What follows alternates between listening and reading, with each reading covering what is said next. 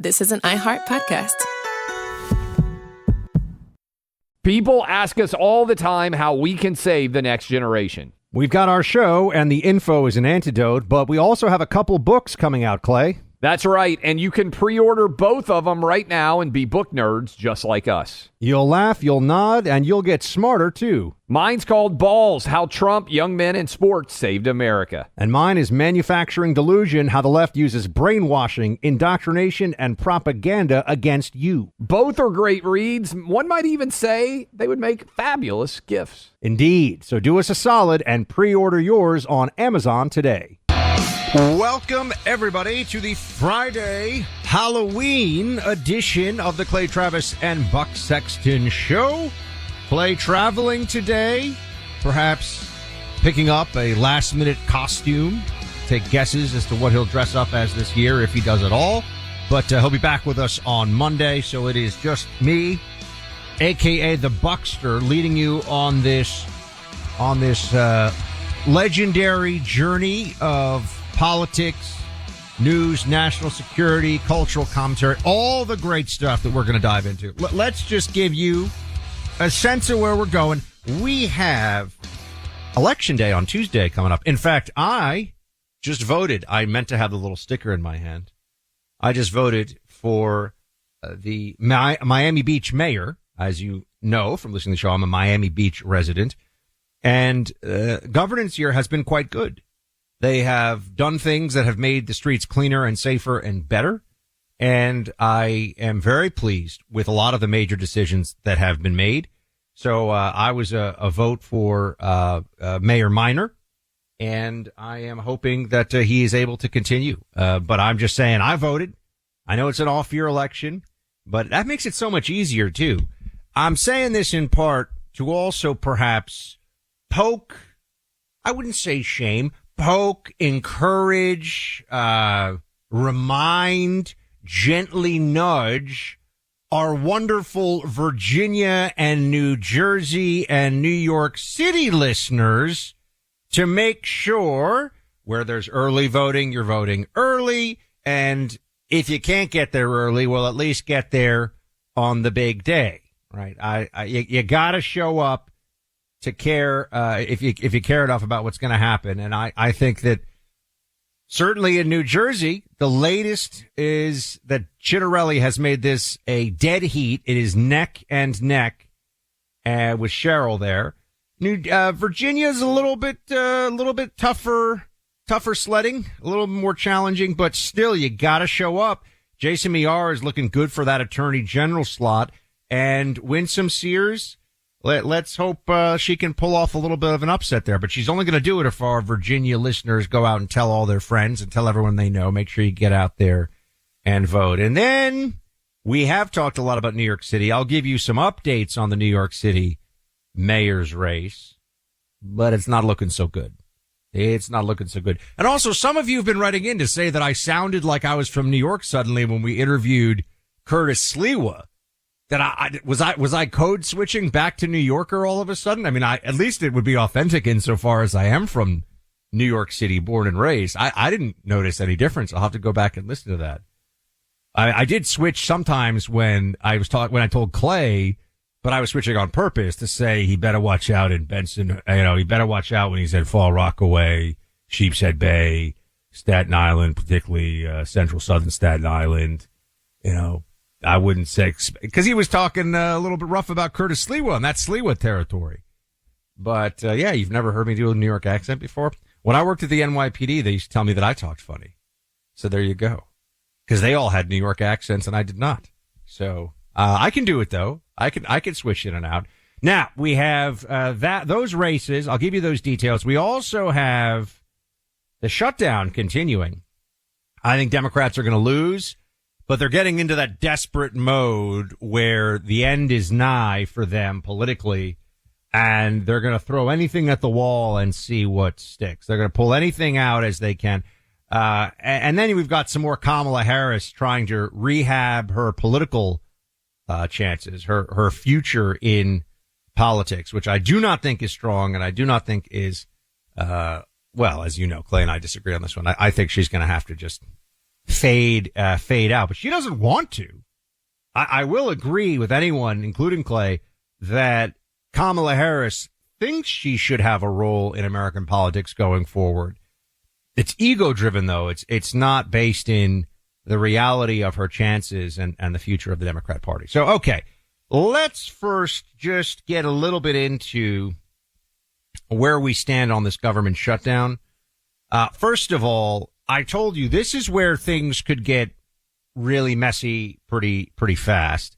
And that's when the air traffic controllers and the pilots are saying, look, it's going to be really rough for those who are trying to get around the country, trying to fly, when air traffic controllers say enough is enough, and some of them are going to start calling in sick, and there's going to be shortages. People will be waiting.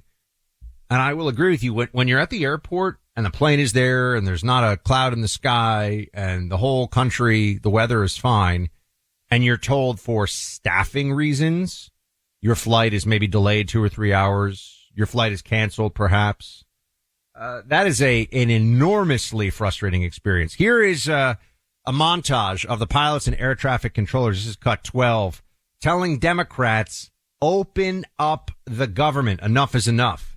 The biggest way to ensure the safety, security, and reliability of our national air traffic control system is to pass a clean, continuing resolution. We are concerned that when our brothers and sisters in TSA and air traffic control are not receiving paychecks, that they're distracted and that they erode on the margin of safety that we rely on to go out and operate our aircraft and do our job safely as well. Every day that they go to work, they have not only the weight of one of the most high consequence jobs in the entire world, now they're feeling, how do I pay for my gas? How do I put food on the table?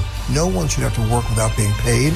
Congress owes it to the American people to get this thing done, get a clean CR done, and get the government back open. Everyone knows, the Vice President, Congress, is that this shutdown needs to end now. It has to happen now. These guys need to convene, say yes to that clean CR, get this thing back on track, and again, restore that confidence in the American public as we go into these very busy holiday seasons.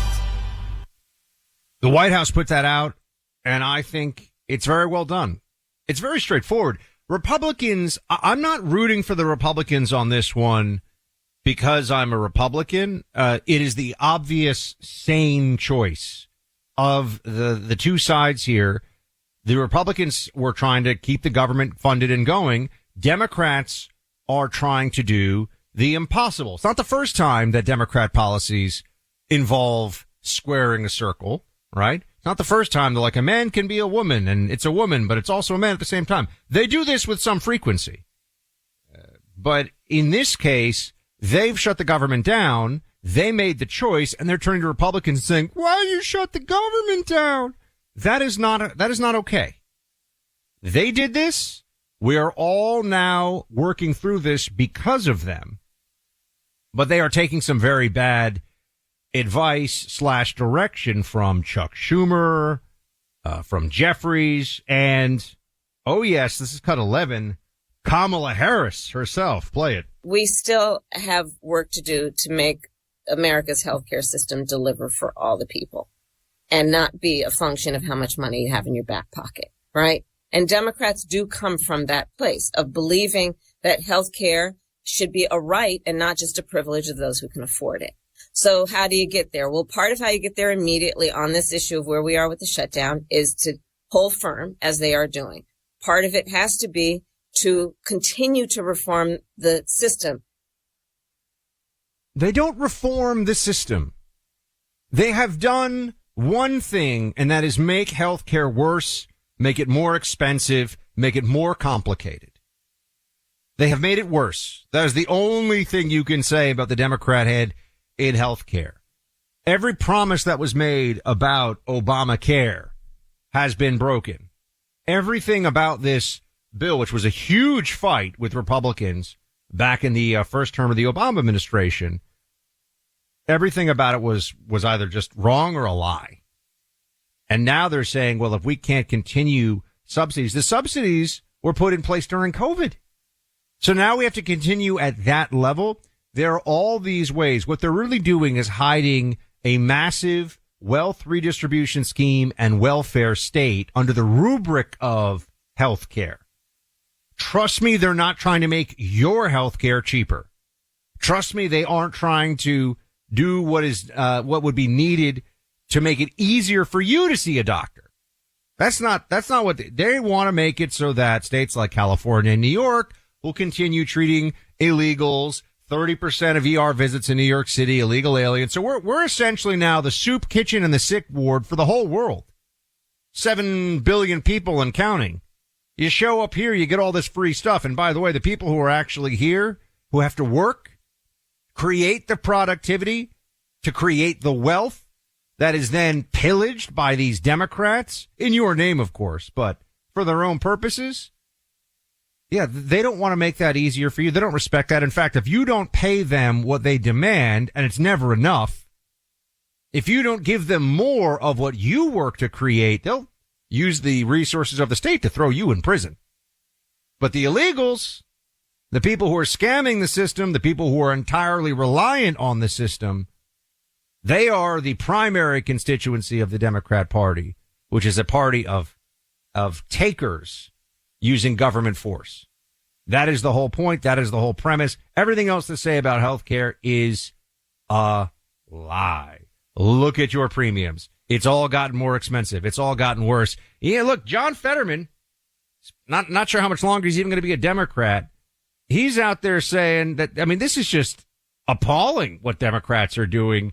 And he said it in a Fetterman way. This is cut 13. Listen to his take on the government shutdown. If a Democrat, we're not allowed to just open this up. I mean, then our party has bigger problems than I thought we might have already. It's like, that's not controversial. Pay everybody. And you have our workers here borrowed over $350 million to pay their own bills. Like, it's a failure. And like I said, to all of the viewers, I'm apologizing that we can't even get our together and just open up our government. Democrats are the ones. Fetterman's voted to keep it open, or to open it rather. Democrats are the ones who have shut it down. They have decided that this is the way it's going to go, and then they turn around and say, why is it happening like this? So I think we're going to see eventually a Democrat cave on this issue. Unless Republicans manage to snatch defeat from the jaws of victory. That is always possible for Republicans. There's always a chance here. Although I will say I was pretty heartened by Senator Thune, who is not usually the guy you'd think leading the William Wallace-style Braveheart charge for freedom.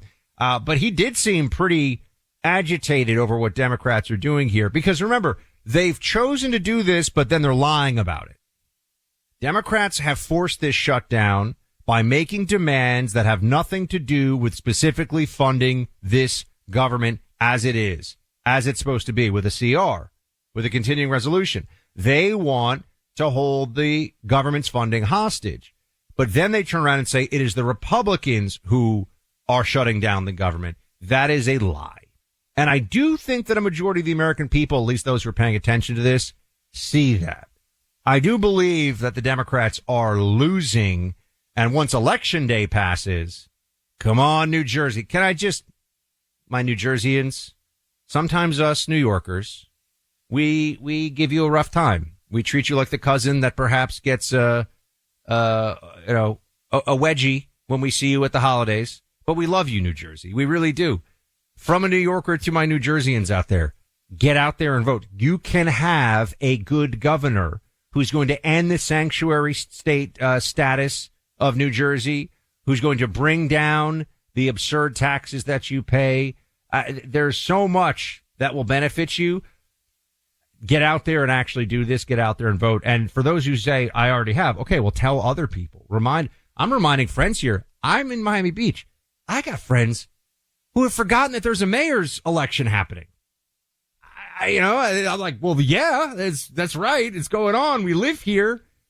And the decisions that have been made have been really of major impact for us who live in this area. So for any of my Miami Beach people listening, get out there and vote. I mean, I voted for Minor. I highly recommend you do the same, but, unless you want things to turn into mayhem here again. I'll also take a lot of your calls because it's Friday, and I want to hear from you. 800-282-2882.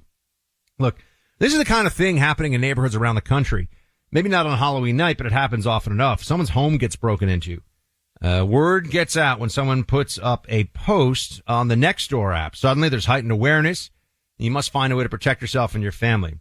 This is why I want to tell you about the protection tools that you want from Sabre, spelled S-A-B-R-E. The website is sabreradio.com. I've got them here at home. Clay's got them. Sabre products have safeguarded hundreds of thousands of people. Sabre's pepper sprays, pepper gels, and projectile devices are all proudly made here in the USA. And they're non-lethal, but they're very effective. They've got the projectile device, for example, the pepper projectile launcher, that is so useful for stopping the threat in a non-lethal fashion. Fires a projectile, turns into a 6-foot pepper irritant cloud. And trust me, you don't want to be anywhere near this thing, and it's going to slow anybody down and give you the options that you need to protect yourself. So act now.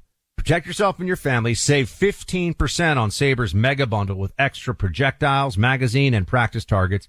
Visit sabreradio.com. That's S-A-B-R-E radio.com, or call 844-824-SAFE, 844-824-SAFE. Making America great again isn't just one man. It's many. The Team 47 Podcast. Sundays at noon Eastern in the Clay and Buck podcast feed. Find it on the iHeartRadio app or wherever you get your podcasts. You just heard from our man Clay. Stuck in a situation at the Chicago airport because of the shutdown. And I am sure, whenever you're in a messy airport situation and they're not telling you exactly what it is, that's a bad sign, right? It's bad enough when they're like, well, we've got some weather coming in, whatever it is. When you're just being told, yeah, we don't know, man, you might have to camp out here. Maybe time to get that sleeping pad and unroll it. Maybe time to take your sweatshirt, make it into a pillow, and lie on the ground. Don't worry, Chick-fil-A will open at some point. That's where things are. Because of the government shutdown, the air traffic controllers are very annoyed about this situation, as they well should be. But I want to take you on a journey of sorts into what may be the most self-defeating and self-pitying book tour of all time. Certainly high on the list. And no, it is not, in fact, Karine Jean-Pierre. Karine Jean-Pierre, I think we all get what's going on with that situation of the book tour. She's an independent now. You were the press secretary for Joe Biden. Now you're independent? You've left the Democrat Party because they finally couldn't prop up your boss anymore, whom you, Karine Jean-Pierre, were lying to the American people about. You, Karine Jean-Pierre, who said that it was a cheap fake when people shared video of the president having cognitive issues, cognitive breakdown. You, Karine Jean-Pierre, now would lecture us about how the Democrat Party abandoned him? Were they not supposed to? What exactly did she want them to do? She doesn't even know. She doesn't know. Makes no sense. But Kamala Harris, she's not just hoping to cash out on a pretty weak book tour and do the speaking circuit for a bit and then get some gig at MSNBC. No, Kamala Harris does think that she should have a leadership role in the Democrat Party and a leadership role for the country. Kamala Harris wants to be, make no mistake, wants to be president of these United States. But she's got a problem. She's Kamala Harris. Same person that we saw in this last election. It's not that we didn't know what we were dealing with. It's not that the American people weren't aware of Kamala Harris. It is, in fact, that she has tremendous deficiencies. And here is Jon Stewart, propagandist of the left. Jon Stewart, as he is talking to Kamala, this is cut 4, about whether Biden was competent to serve or not. Listen to this exchange, part of the book tour, play 4. I believe he was fully competent to serve. Do you really? Yeah, I do. That surprises me, actually. No, I do. There's a distinction to be made between running for president and being president. What's the distinction? Well, being a candidate for president of the United States is about being in a marathon at a sprinter's pace, having tomatoes thrown at you every step you take. That sounds lovely. Yeah, it's more than a notion. Get involved in public service, ladies and gentlemen. And to be the seated president, the sitting president, while doing that, it's a lot. It's a lot. Yeah. I think it's a hard case to make for people that he didn't have the stamina to run, but he had the stamina to govern. Because I think most people view the presidency as a marathon run at a sprint with tomatoes being thrown at you in terms of governance. Jon Stewart, way too gentle. He's a propagandist. Way too gentle with Kamala Harris. This is moronic. I mean, this is just insulting to the intelligence of everybody's watching. Oh, Joe Biden, it's okay for him to be commander in chief. It's okay for him to be the one who would be responding to a possible attack on the United States, an act of war, making decisions that affect hundreds of millions of Americans and billions of people around the world. He had plenty of gas in the tank for that. But to show up, remember, he's being ferried by Air Force One. I mean, to show up to give some speeches, he took it all the way to June, my friends. So we're to believe that his cognitive ability, his mental faculties weren't strong enough to take the campaign as the nominee from June to November, but they were strong enough for him to be president in June, and therefore in 2025 as well. Because, right, what would be the only thing that he wasn't able to do, according to Kamala, who's an absurd person, Jon Stewart, well, it's a tough case. Yeah, please. It's idiotic, John, and you know it. Where is the difference? He's president in June of 24. He's fine to do that. He's going to be fine then to be president in January of 25, but it's the whole campaigning thing in between that he can't handle. That was the part of it that he wasn't up for.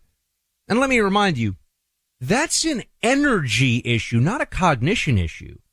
What we saw at the debate with Joe Biden and Donald Trump was somebody who has some stage or some level of dementia, which means that his brain is not functioning. His decision making is not functioning as it should, which we also know because he had outsourced his presidency to the advisors around him.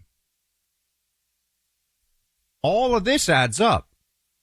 But Kamala's out there trying to say, oh, the problem wasn't Joe Biden's ability to think. It was he needed more nap time to get through the campaign.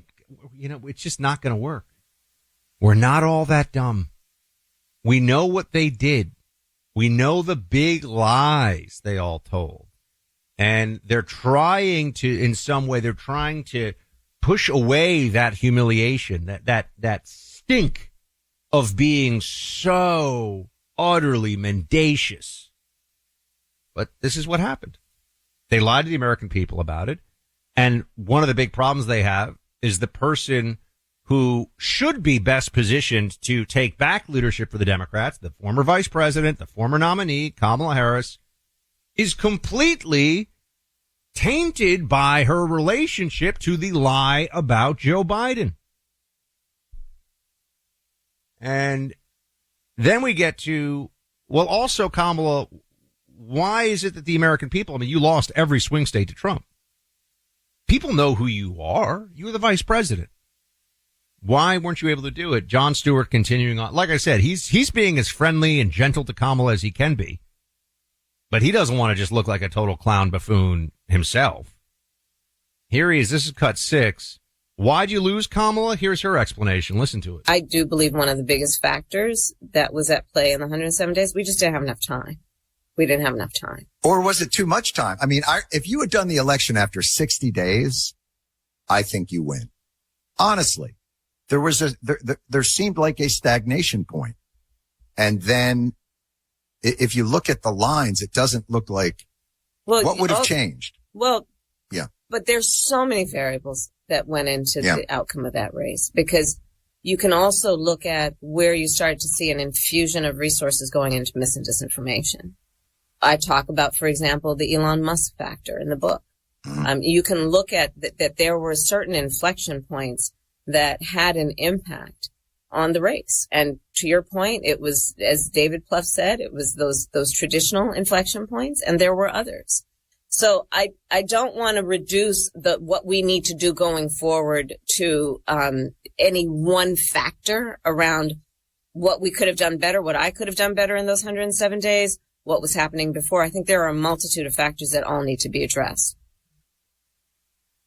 Misinformation and disinformation? She's really going to go there?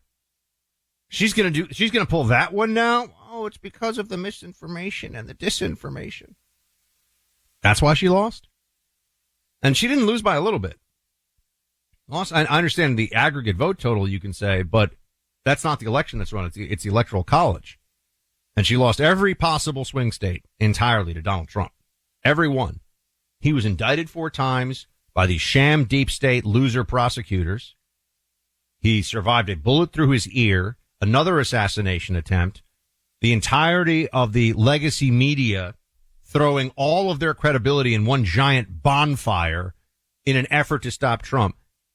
And she got absolutely crushed by him in this election. And she takes, you'll notice, no accountability for it. Have you heard her say anything like, I made a mistake? I read her book, by the way, which was written for her by other people. Have you heard her say that I made a huge error about anything? No. Did she learn anything from this process? No. It's always someone else's fault. It's always things outside her control. It's sexism or racism or Trumpism or disinformation or misinformation or... What about Kamala? You're just not very good at this. And you were able to ride a wave of DEI in the Democrat Party that was willing to push people to the very heights of power based upon elevated, superficial characteristics like gender and skin color or ethnicity. And that the American people have decided that we've had enough of that. And that we should just judge people by who they are, man or woman, any race. What are your capabilities? What's your skill set? What do you bring to the table? Bringing diversity to the table is not meaningful to people who care about those other things. And this is the big change, and this is the world that Kamala does not want to be operating in, I might add. One in which you are held accountable and responsible for what you do as a person, your decisions, your abilities, your work ethic. Kamala wants to whine about how she's a victim. She's the former vice president of the United States, was handed the Democrat nomination, which a lot of Democrats didn't want to do. And now she complains about it. And everybody else, I read her book, everybody else makes mistakes. Everybody else did the dumb things. She doesn't say, never mind, I'm sorry. She doesn't say, I'll do better next time in any meaningful way, or I'll change. Remember what she said about Biden? Would you change anything about Biden? No.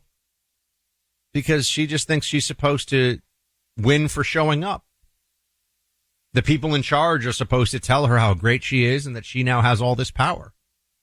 And this election with Donald Trump, where he crushed her, is a repudiation of the world that she had been living in before, at least in her own mind, and certainly in the state of California, where she just gets to show up and that's enough.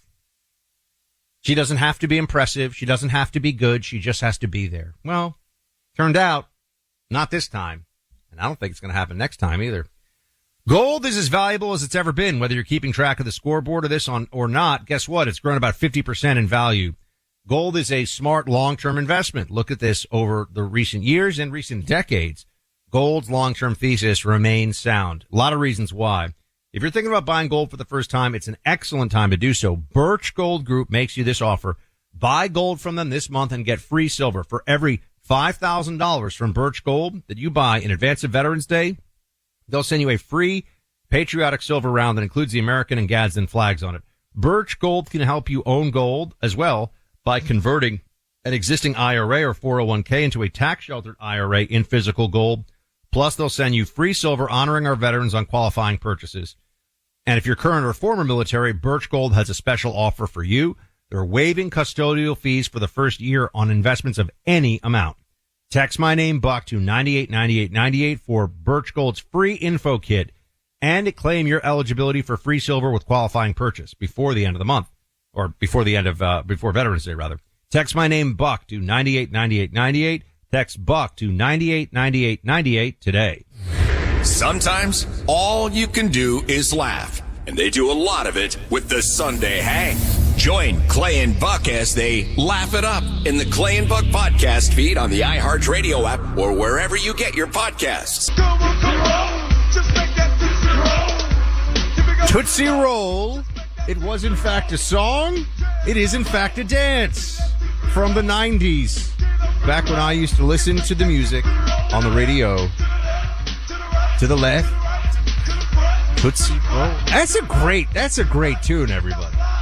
I'm just glad that the team pulled this one together for me on the fly, because I was sounding like a crazy person talking about the magic Tootsie Roll song that didn't exist. It does exist. Thank you for this one. Carol Markowitz joins us now. Carol, do you in fact remember that fantastic song about the Tootsie Roll? I do not. I don't. I want to. I'm like trying to rack my brain and think about it. I saw the dance. None of this is familiar to me at all. Wow. I am on an island here that I was not expecting to be. I thought you were going to tell me that this was a very famous dance in the early 90s, but all right. Well, I thought so, but then again, apparently no one in the studio in New York even knew it. They thought I was like having a Biden moment or something. I was just talking nonsense. So turns out there is a Tootsie Roll song. And I got to say, when that funky beat came on, my moves and grooves started to get going over here. All right, Carol Markowitz, you, like me, we're in a weird position here, Carol. Let's be honest about this, okay? Because we're going to talk about New York City with a lot of native knowledge of New York, having both lived there between the two of us for like 60 years. I mean, a very long time between the two of us. And yet, some of our New York area listeners will point out we now both live in South Florida. So that's there's right. That. I wanted to get that out there as we express our love for New York. This Mamdani situation, 30,000 foot view. What do you see happening? Where are you on all this? I'm holding out hope that Andrew Cuomo is going to beat him. That's where we are right now. I mean, Andrew Cuomo is why I live in Florida. And so there's some irony to the fact that if I were in New York right now, I would be voting for Andrew Cuomo, crazy as that is. But I think Mamdani runs away with this. I think New York is a very blue city. It's an off-year election. Donald Trump is president. All of these factors are going to play into the Democratic candidate winning, as usual. The only difference is this Democratic candidate is really far left. He is a self-proclaimed socialist. I would call him a communist. He wants government-run grocery stores. He wants government to take over private buildings. I mean, he is really far left. I hope that he loses. Let's start with that. I don't think that's happening, though. And then if he wins, I hope that he's unable to implement his policies, which seems likely. I don't think he's going to be able to do many of the things he wants to do.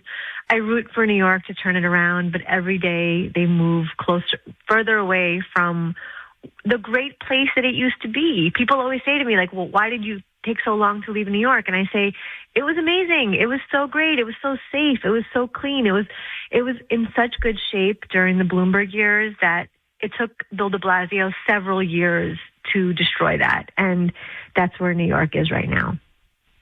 Now, first and foremost, I think I identify with the neighborhood that I grew up in, and I went to St. David's and Regis. So I identify with the Upper East Side. That's my, if I had to pick my home neighborhood in New York, I'm an Upper East Side guy at heart. And there was always, I think that was the Upper East Side, when was it Joe Lota ran back years ago? I'm trying to remember now. It was Staten Island and the Upper East Side were like two of the only places that were red in that election. So the Upper East Side has had a little tinge of sanity that's, I think, gotten less and less with time. You're a Park Slope person, right? No, Buck Sexton, how dare you? I am a South Brooklyn person. And if you look at the map of Brooklyn, South Brooklyn is like a red enclave. I mean, Donald Trump won South Brooklyn. And I was born in the Soviet Union. I grew up in we called it the Russian community in Brooklyn, even though a lot of us are not Russian. That community is super conservative. And I lived in Park Slope towards the end of my stay. She throws that in there at the end like I'm a crazy person. I'm sorry. You only most recently were a Park Slope person. Yeah, and look, Park Slope is, for anybody listening who doesn't know, it's a super left area that it's crazy that we live there at all. But it may be. Would you agree with me? Yeah. Would you agree? I think if you're trying to pick, I think Upper West Side and Park Slope, probably two of the bluest of all of the five boroughs, right? I mean, I would say Park Slope's even bluer. It's even further left. I mean, they're both very Democrat, but when I moved to Park Slope from the Upper West Side, actually, what I found was, like, on the Upper West Side, if they want to build a homeless shelter, all the liberal Upper West Siders like, no, I don't want a homeless shelter in my block. In Park Slope, they wouldn't do that. They would say, look, obviously we need a homeless shelter, but, we're just worried about the carbon footprint and, like, the transportation issues around it. Like, they would completely sandbag the conversation and make it something else entirely. So that's the difference, I think, between liberalism and leftism. So I want you to take us into the mentality here a little bit, because you lived around this and you know these people and you're still in contact with the ultra deep blue elements of New York City. The people with $3 to $6 million townhouses in and around the Park Slope area who are going to vote for Mom Donnie. What the heck is wrong with them? Like, explain to me what they are thinking. Well, they're the same people who had the defund police signs in their windows in 2020. And that's the kind of thing that pushed us out. We couldn't live with that hypocrisy. And these people, they think that they're socialist warriors, and they think that when they say eat the rich, they don't mean them somehow. So you have like Billie Eilish, for example, talking yesterday or 2 days ago about how billionaires shouldn't exist, but she's a multimillionaire. Who does she think is next after they get rid of the billionaires? Yeah, these people don't think it applies to them. I think that they are, safely ensconced from the surrounding area, and they don't worry about there being no police, for example. They think, I'll just get private security if I have to. It's another level of just insanity over there. Now, another part of this, you're Jewish. There are, and we have all these South Florida Jewish friends in common who are all very sane, sound thinkers about all these things. And then I have to sometimes think back to when I lived in New York, and there were some right-wing Jews who I agreed with on all things political. And then you have the far left Jewish contingent, and they're going to be voting for Mom Donnie in substantial numbers. All the polling shows you're going to have people who are Jewish, who are self-described Jews in New York, voting for a guy who says, when the NYPD has its boot on your neck, the IDF is lacing up the shoes? Like, this is crazy. The thing is, okay, so there's two things about that. One, you can say you're Jewish even if you're totally not Jewish. If you have one Jewish relative somewhere down the line and it happens to be on your mom's side, you can say you're Jewish. And that's what a lot of these people do. They don't do anything that makes them Jewish. They think that bagel and cream cheese is Jewish. So these people are A, not Jewish, but B, every poll that I've seen in the last 2 weeks has had the number at around 18 to 20%, which, listen, let me not, kid myself here. 1 out of every 5 Jews in New York City voting for Mom Donnie is still high. But look, 20% of Jews voting for the Democrat and 80% not voting for the Democrat is actually a huge shift for the Jewish community. And Donald Trump got somewhere in the 40% of Jewish vote. That has never happened before. I hope that number continues to climb. I hope my neighborhood, not my neighborhood, but my people continue to wake up, because Russian Jews have been conservatives all along. It's, the American Jews who have been here for 100 plus years, who never had any strife, who don't know what the world is like. Those are the people who are on the left. And they're breeding themselves out, and the ones that aren't are coming over to the right. Speaking to Carol Markowitz, her show is on the Clay and Buck Podcast Network. Go check out the Carol Markowitz Show, and also Normally, which she co-hosts with Mary Catherine Ham. Great to listen to over this week. And what are some of the things on the most recent Normally podcast? Well, Mary Catherine and I are talking about all the things that are in the news. We cover Tucker and Fuentes. We get into the shutdown. All the news that you're hearing, Mary Catherine and I are on it on Normally. We talk Bill Gates, saying that climate change is no longer a big issue. Thanks so much for that, Bill, after destroying so many lives along the way. We cover all that with humor. Can I tell you, I had a friend in New York, an older guy I used to play tennis with, very, very wealthy guy. And he was, I would say, a Democrat, but like a reasonable Democrat. And one day we got crossing, on the tennis court. We're like, waiting to switch sides. We're sitting down on the bench. And I started talking to him, and he asked me about climate change. And I just did my usual thing. I've been the same since I was like 12, right? So I just launched into my thing. This is 20 years ago. I'm like, it's absurd. We're not all going to melt. The polar bears aren't drowning. No one actually believes this. No one's getting a deal on Martha's Vineyard real estate because it's all going to be underwater. Like, this is all garbage. He thought, and he had heard all my other right-wing stuff. He thought I was nuts. Like, he actually was like, are you, like, it really unsettled him.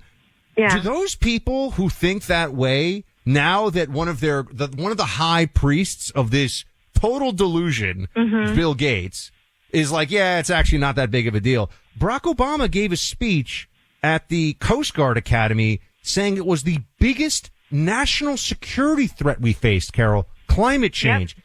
Do we get any apologies from these people for being idiots? Like, how does this go? Right. It's exactly. We don't get any apologies from these people. They just get to walk back their ridiculous comments, and we're all supposed to take it. I mean, Bill Gates is saying what I think even, everybody's been saying for the last decade plus, even people from the liberal side. I think of Konstantin Kisin, for example. He made this point that, stopping poverty is the most important thing, not climate change. And if you're somebody who lives somewhere without indoor plumbing and your kids, need to eat, you're not going to care about climate change. And he said, he made this point. And that's what Bill Gates ended up saying, 3 days ago. It's like, wake up. This is not new. It's crazy. And I had the same experience in New York. Like, people who thought I was reasonable whenever we get into climate change, I would say to them, well, who's your favorite climate scientist? And of course, they would have no idea because they don't actually study the climate science. They just say, they find whatever the New York Times says about it and repeat it. Preferred slogan. It was funny to me because it was one of the big differences for me was on other things. Like, if I was talking to somebody about guns, I understand, like, guns matter to me, like firearms, the Second Amendment, and for them it's terrifying. But at least we're having a discussion about something that's worth discussing. Like, I want to explain to them why the right to bear arms is so important. And they think that it's going to make all the mean, bad crime go away if the scary AR guns, which no one actually really uses to kill anybody 99% of the time, it's pistols. On climate change, I'm like, I don't even know what we're talking about here. Like, it's just I don't care at all. Like, there's no discussion to be had. And yet for years, they're going to totally rewrite the history on this. For years, it's one of the areas, I think, where libs would go the most insane on you at a cocktail party. Yeah. Yeah, that's right. And, one of my points about it was always like, if I'm Bill Gates and I really believe in climate change, I couldn't possibly keep using my private plane. But he does. So then that means he does not believe it. There's no reason in the whole world. It doesn't matter how many people talk to you on the commercial flight. If you really believe you're flying on a private plane causes climate change, then you wouldn't do it. And it's the same thing with like Leonardo DiCaprio, Al Gore. All of these people just seem like they don't believe what they're actually saying. Yeah, total frauds. What are your kids for Halloween, Carol? The youngest one is going to be a 1920s gangster with me and my husband. He thought he was going to be a 1990s gangster, and he started using the West Side gang sign. Yeah, we had to tell him that wasn't that kind of gangster. Middle son is going to be some kind of I don't even know, camouflage guy. And the 15-year-old girl, she's too cool. I don't know what she's going to be, if she's going to be anything.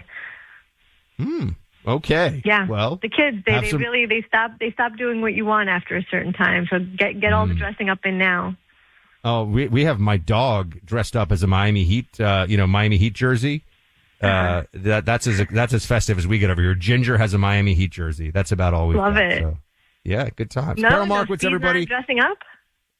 Who? Speed? No, Speed? we're not. Yeah. No. He's Speed doesn't roll like that. You know what I mean? He's a distinguished fellow already. Check out the Carol Markowitz show this weekend. Carol, give Shy a hug from me, and we'll talk to you soon. Talk to you soon. Bye. When you finally decide to switch your cell phone service to my carrier, Pure Talk, you're going to immediately notice three things. The quality is every bit as good. Pure Talk is on the same nationwide 5G system as one of the big three carriers. Same towers, same network, same quality. You'll have much improved customer service from an all U.S.-based customer service team working here in the U.S. You'll have $50 or more left in your pocket every month because Pure Talk is less expensive than any other carrier. That's because they don't have retail stores to pay for, among other expenses. You get the savings, and that starts on day one. $25 a month with Pure Talk gives you unlimited talk, text, and plenty of data. Plus, right now, they'll take an additional 50% off your first month. And if you own a business and transfer your lines, you could be saving even more. Dial pound 250 and say the keywords Clay and Buck, and Pure Talk's U.S. customer service team will switch you over in as little as 10 minutes, plus save 50% off your first month. Dial pound 250, say Clay and Buck to switch to America's wireless company, Pure Talk. Stories of freedom. Stories of America.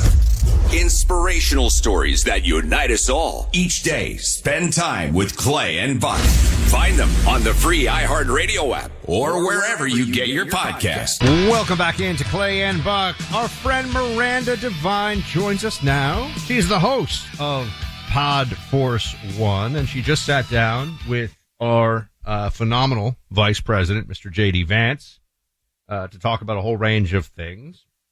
But first, Miranda, Clay is unfortunately stuck in transit. He was at our boss and mentor's induction into the Radio Hall of Fame in Chicago, and I got a pass because I'm on babysitting duty here for my little one. But he had our proxy there, and he was celebrating, and now he's trying to get home. It is a mess. I think Nashville just said that they basically don't have enough air traffic controllers for the airport to be functioning. Like, what's going to happen? I mean, it's horrendous. I don't think people have fully grasped how terrible it is. And I have a friend, Newark was shut down last night. And I have a friend who, we were doing something last night. She had to fly out of Newark to Palm Beach for her mother's birthday party. And all flights were cancelled. She ended up getting a train to New Haven and then getting one of those cheap flights from there finally to Palm Beach. She got there at 9:30 this morning. So it was, just a 12-hour ordeal. And it sounds like Clay's going through the same thing. I had to fly to Palm Beach on Sunday to interview somebody there. I feel like I know the airlines have to do it to keep things safe, but when you have TSA as well, it's not just the air traffic controllers. I have another friend whose family was coming in from England on the weekend. They ended up having to sit on the plane after that long trip for an hour on the tarmac because the customs hall was full. It ended up taking them 3 hours to get through customs. Yeah, I bring this up, one, because it's just, I think everyone can commiserate with travel nightmare stories, but also this is in the past something that has actually brought really intense pressure onto government shutdown situations. I mean, do you think this could get the Democrats to snap out of it sooner than anticipated, or do they have some kind of a game plan they're still running? Well, it ought to. We've had all the leaders of the airlines have come out and said, without saying, well, it's dangerous, just saying this is affecting the economy, this is hurting people. We've got the SNAP benefits ending tomorrow. We have the unions have come out and they have also pressured the Democrats to end this thing, and they just remain implacable because for them, they're losing everything. They don't have anything really to lose, I guess, because they're so they've already lost everything, and they feel like chaos and disruption is a good thing because it hurts the government. It stops the Trump administration from being able to continue on with what they're doing, whether it's deporting illegal migrants or fixing the economy or doing any of the things, unwinding all the other toxic policies of the Biden administration. It just puts a spoke in their wheels, and it also creates anger among their voters who they can, already have Trump derangement and are willing to believe the worst. They just lie and gaslight and tell them, oh, yeah, it's, Donald Trump's fault. And so when the SNAP money runs out tomorrow and the food stamps run out tomorrow, a lot of grocery stores have put security guards around their stores to try and prevent people from coming and just taking the stuff. It's really setting up a really nasty situation, very volatile. And ultimately, even though the polls are moving against the Democrats, I feel like things are coming to a head and that Trump eventually will be blamed. He said today when he gave a little gaggle that he that he's willing to sit down and negotiate with the Democrats, but they have to open up the country first. They have to end the shutdown. And he said normally they would have, but they're now crazy. And I agree with that. I think Chuck Schumer has gone mad. He's so petrified about the insurgent left on his side of the party, especially in New York, where Zoran Mandani is looking like he's going to romp at home. They're all scared. The resident Democrat kind of old guard who've stuffed everything up until now. And of course you're going to have young people, young Democrat voters who are rightly angry about the mess the Democrats have made of everything. So they're taking things into their own hand. It's like a revolution inside the Democrat Party, but unfortunately we're all suffering. Miranda, I also wanted to ask you, just because you have excellent sources in this administration, you just sat down with J.D. Vance for your podcast, Podforce One. Everyone should go check out that episode. This reporting about strikes inside of Venezuela, what kind of credibility do you put on it? What's your sense as to how imminent that may be? There's definitely a lot of military resources in the Caribbean now, which is not usually where we think of a major military presence from the U.S. side.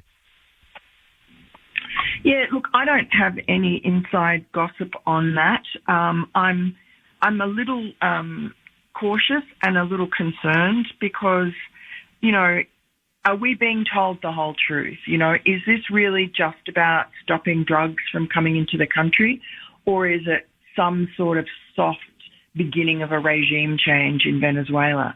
If that's the case, we should be told about it up front. And, Donald Trump's got a lot on his plate. He's just come back from Asia. I suppose he'll be focusing on this again. But Marco Rubio, the Secretary of State, is running that operation along with Pete Hegseth when they're blowing, boats and submarines out of the water. That's all great if they're all drug dealers, but what are we doing now?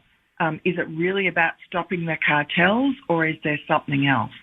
If there's something else, great. I'm all for it if it's surgical and contained. But I think we need to be told a little more than we are now because it does sort of raise a lot of red flags. Now, in your interview with JD, one thing that I know you talked about was the very widely watched and discussed Oval Office Zelensky, Trump, JD, verbal melee, Donnybrook, however one wants to say it. What did you learn from talking to JD about that? And how do you think this administration is seeing the Russia-Ukraine issue currently? Yeah, well, he was sort of at pains to talk about the fact that that's in the past.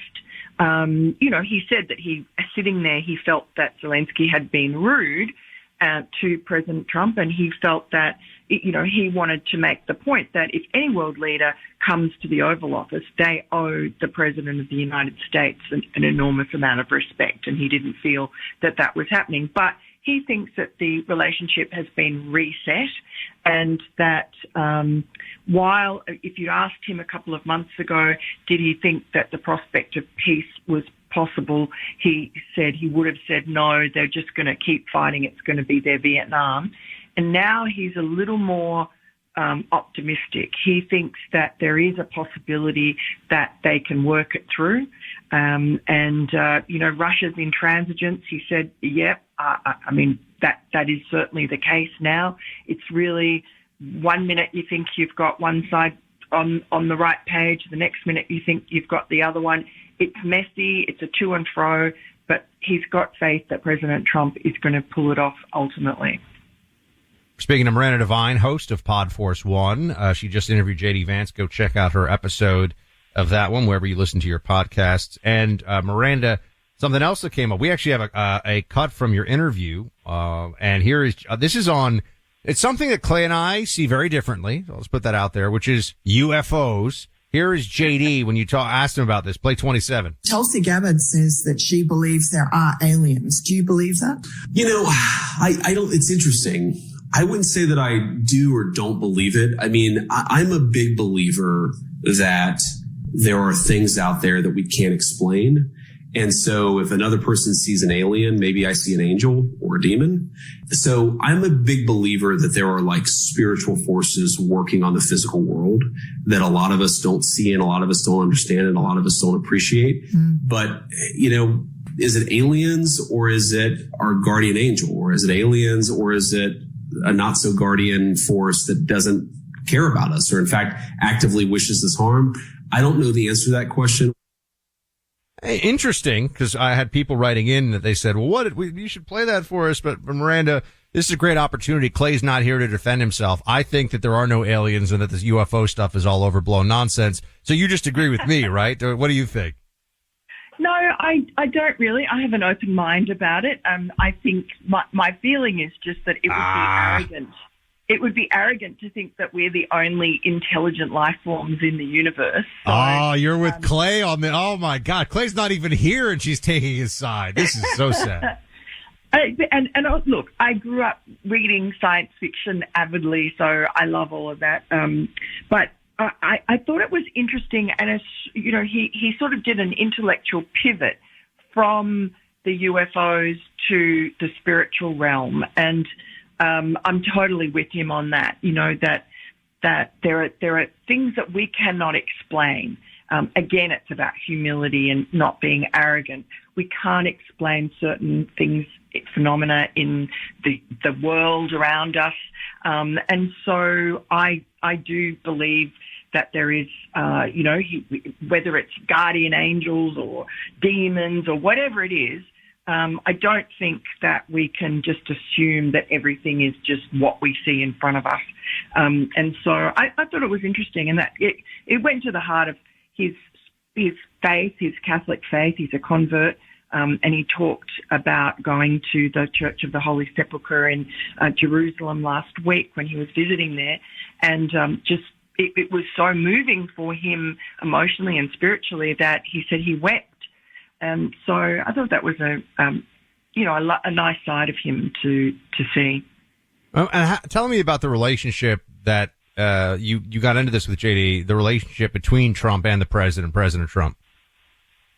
Yeah, well, that was interesting. He's very respectful of him, and he also said that because he had been a never Trumper early on, and he's changed his mind. He said, in part, he changed because he realized that President Trump was not an interventionist, was not a regime change guy, was against war. JD served in Iraq, is very against war, but he likes the peace through strength philosophy that President Trump has. And he talked about how, I said, what have you learned about President Trump that's new and that people might not know? And he said, well, he's got a very good heart. and he described how they just had him for dinner, him and the First Lady for dinner at the Vice President's residence, the Naval Observatory, and how they kept the kids upstairs. They've got 3 little kids with the babysitter because, they didn't want them jumping all over the president, and the president wanted to see them. So, and the kids wanted to see him. So they came down, and, like JD says, like they're little kids, they're uncontrollable, they're running around.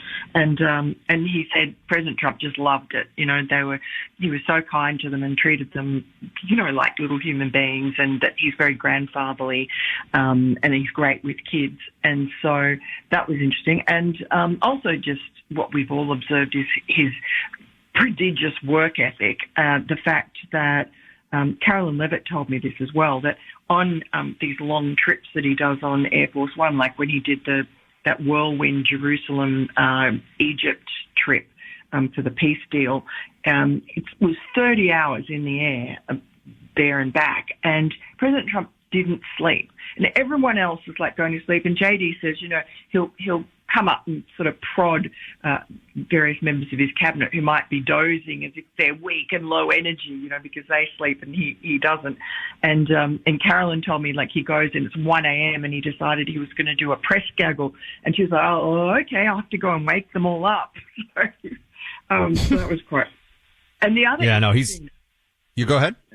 No, the other interesting thing was I met JD's beautiful dog, a German Shepherd called Atlas, and just sort of an adolescent, about 18 months, and very fit, but also incredibly well-disciplined, well-trained by him. And so I sort of made a quip about the Secret Service agents who probably have PTSD from Joe Biden's absolutely feral German Shepherds commander and major who were attacking the agents left, right, and center, drawing blood, biting them, tearing their clothes. And JD said yes and laughed and said, yeah, well, a few of the agents have actually expressed gratitude to him that his dog, by contrast, is so well behaved. And he is. And I think it says a lot about, you can tell, like, German Shepherds are highly huge. It's a huge indicator, Miranda. I'm a big dog person. We have a dog here. I grew up with dogs. If you give me some time with someone's dog, I know a lot about the household. Yeah. I know about, whether there's a lot of anxiety. I know about whether there's structure. I know about whether people are kind. I mean, the dog tells you a lot about a household. So, that's very interesting about JD's German Shepherd. Go check out Pod Force One. Miranda Devine, always excellent. Have a fantastic weekend. Thanks so much, Buck, and hope Clay gets back quickly. Yeah, me too. I'm not betting on it. I'm hoping though that he managed to get through. Thank you. Look, I'm doing something really exciting. Before we wrap up today, I want to tell you about it. Money and Power. I want you to subscribe to this newsletter. And this newsletter brings together my knowledge of politics with a team of researchers on the markets and on stocks. And this is designed to help ordinary people capitalize on a huge wealth explosion that I'm calling Manhattan Project 2. It's really straightforward. You watch this presentation if you want, or you can just sign up straight away. Subscribe to this, totally separate from this show. This is a separate project, a separate thing. Subscribe to Money and Power, and it's really easy. You just go to insider2025.com, insider2025.com. You'll get this delivered right into your inbox. It's got great ideas. We have a model portfolio. That portfolio, you can see it is published. It is public. See how those picks have done. It is a really, really good opportunity. Go check out insider2025.com right now. You'll save 82% off. Insider2025.com. Paid for by Paradigm Press. Keep up with the biggest political comeback in world history on the Team 47 podcast. Clay and Buck highlight Trump replays from the week. Sundays at noon Eastern. Find it on the iHeartRadio app or wherever you get your podcasts. This is an iHeart podcast.